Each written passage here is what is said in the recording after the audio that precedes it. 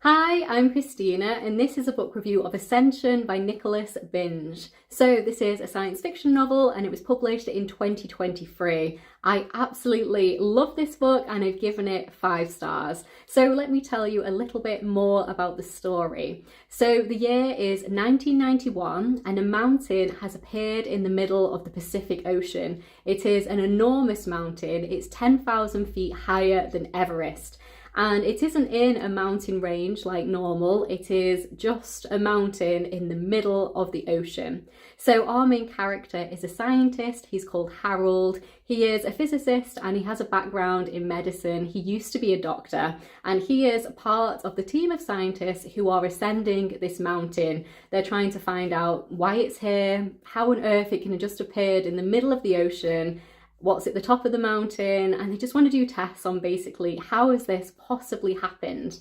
So there are quite a few other scientists on this mission with him. He is the physicist and we have a chemist, a biologist, we have a geologist, we have a field medic, we have an anthropologist, and we have a couple of undisclosed military personnel as well. We don't 100% know who is behind this mission, but it seems to be a group of people. We have some Americans, some British people, some Australian, and we also have someone who has excellent experience in mountaineering. He's climbed Everest, he's climbed loads and loads of mountains, and he is there with them too.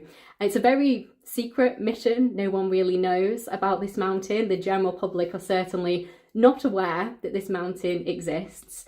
And most of the story is written in letter format. So our main character Harold is writing letters to his niece Harriet, and the majority of story is told to you through these letters. So the book is actually set quite a few years later.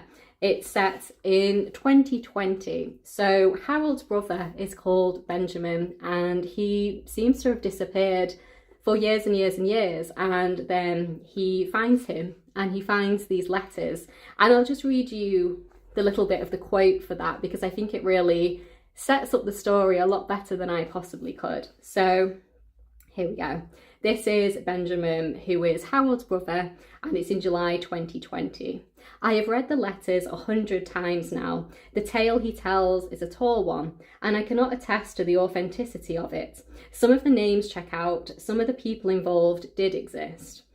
Of some others, there is no record. I make no comments on the events he relates. I will not summarise them for you. I lack the skill and the science. What happened to him is out of the realm of my understanding, and I can accept that. I contacted Poppy's husband, Jeremy. He owns a small independent publishing house just outside of Oxford. It didn't take much convincing. What started as a favour to Poppy and me soon became something more. In a few short months, he helped collate the full contents of the letters, both the original 3 and those that follow. We all agreed that the general public had a right to know. Perhaps my brother was simply mad. Perhaps his work had driven him to madness, and these letters were nothing more than the final ramblings of a lunatic.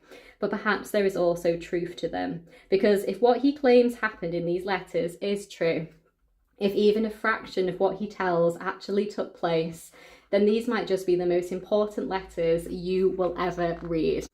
I thought that was such a brilliant setup to a story. I was sitting there reading those letters and I was having such a brilliant time reading them.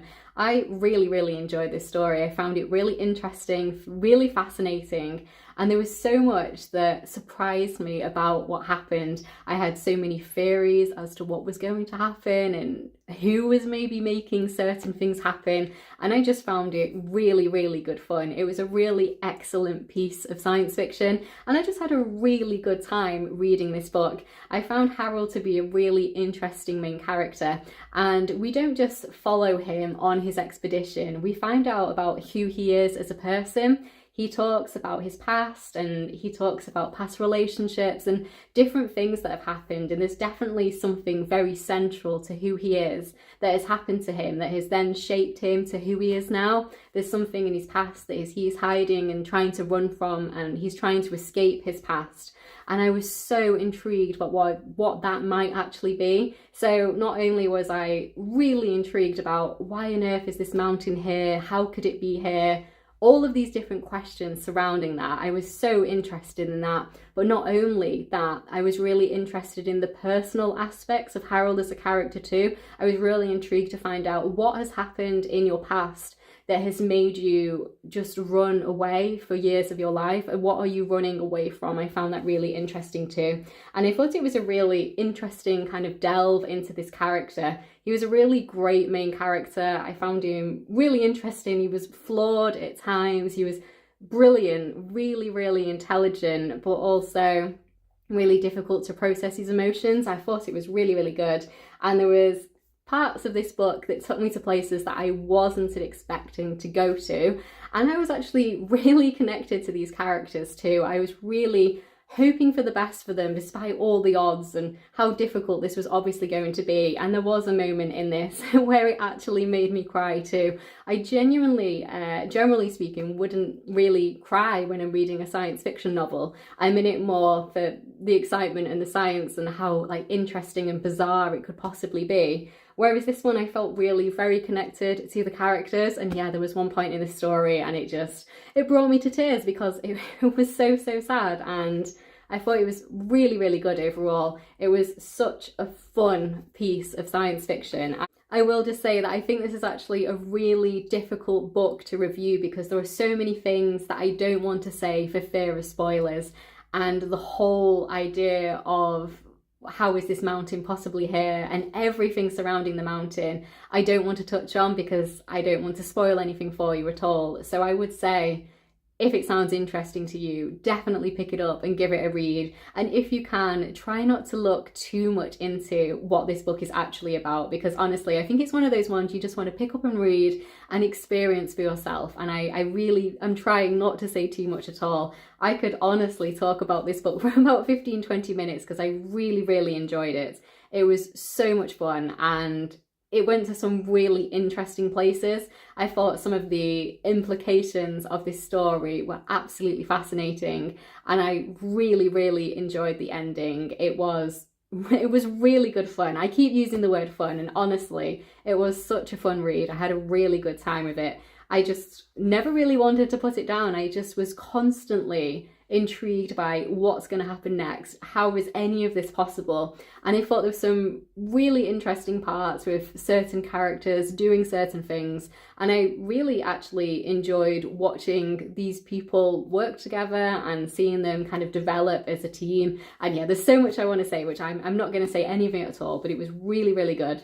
Really enjoyed it. I think it's a really excellent piece of kind of speculative fiction and I really enjoyed the way in which it was written too. So in terms of it kind of being delivered to you through letter format was really, really interesting. So there's basically the setup at the beginning that I don't want to go into again for fear of spoilers, but then these letters are discovered by the brother of Harold and then the letters are presented to you as they would have been when they were published. And something else about the letters that I found really, really interesting and I really enjoyed is all of the letters are dated with a day and a date with the year, and sometimes it tells you the time of day as well, like evening, morning, etc. And it also sometimes tells you where the letter has been written, and at the bottom they have like the postscripts from the editor's notes about kind of explaining more about the time and the place and the way in which they've chosen to present the letters to you. And honestly, some of those little bits in the footnotes I found really interesting. And I was sitting there trying to kind of piece it all together and figure it out. And for example, on the first one, it tells you Harold's letters are mostly both dated and addressed. However, due to an ongoing legal dispute, some of the locations in Harold's letters have been redacted in this edition, and there's been a few times at the bottom where, yeah, it'll tell you a couple of things and it's really, really interesting. And yeah, just reading like the way in which it's chaptered is sometimes really interesting too. There's certain times when he doesn't know what date it is and he doesn't know where he is necessarily, and I found that really, really fascinating. And yeah, the editor's notes at the bottom from the way in which the book would have been published had this been real, for example, was really, really good. And yeah, I just found it really interesting. Probably one of the strongest pieces of science fiction I've read for a while, actually. It was really, really good. I definitely think it's going to be one of my favourite science fiction books of this year, definitely going to be one of my favourite books of the year overall. And actually, I think this is probably going to be one of my favourite science fiction books of all time now. Really, really good time reading it. It was really good in the sense that I would say it's kind of on par with like Andy Weir for me, with like Project Hail Mary and like Recursion by Blake Crouch, like some of those big science fiction authors. I think it's just as good. I had a really, really good time with it. And it has been recommended by Stephen King at the top as well, which obviously is excellent. He said it was an old school, creepy, a 5-star horror novel. That's another thing I will say about genre, actually. I do think it's labelled as science fiction from my library, and I would classify it as a science fiction novel, but it definitely kind of transcends genres a couple of times. I would definitely say this has horror aspects to it, and it definitely kind of reads like a horror, paranormal kind of book sometimes, but I do think its heart is science fiction, and that's what I went into it for. But yeah, there's definitely some kind of horror vibes to it too. So thank you so much for watching. Please do like the video if you've liked it, and please do subscribe if you'd like to hear more of me talking about books. If you have read this one, I would absolutely love to hear your thoughts down in the comments below. And if I've encouraged you to read it, I would love to know that too. It was so much fun, and I just want to talk to people about this story. There are so many things I would love to discuss with you, but again, for fear of spoilers, I don't want to say any of it at all. But I really, really enjoyed this. If you have any recommendations for books that are kind of similar to this, like similar themes, then definitely let me know those too. I just want to read more of this type of speculative science fiction. It was really, really good. I really enjoyed it, and yeah, I couldn't recommend it more highly to you if it sounds interesting. All right then, I'll see you in my next one.